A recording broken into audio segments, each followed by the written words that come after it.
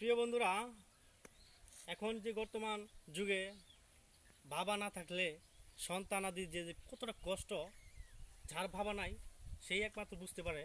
আমার বাবা নাই, ছোটোবেলা থেকে আমি বুঝতে পারি আমার বাবা না থাকার কতটা যে কষ্ট। আসলে যার বাবা আছে তার বাবাকে আমি যত্ন করবেন, বাবার সাথে ভালো ব্যবহার করবেন, ভালো আচরণ করবেন। কারণ বাবা না থাকা কতটা কষ্ট আমি জানি, কারণ আমার বাবা নাই, আমি বুঝতে পারি।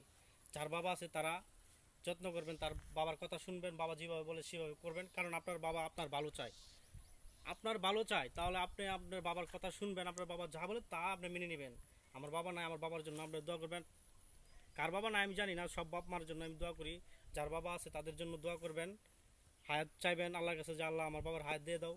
তারপরে আপনার বাবা মা দুজনের এই সেবা যত্ন করবেন, বাপ মার বিরুদ্ধে যায় না, তাহলে জীবন ধ্বংস হয়ে যাবে।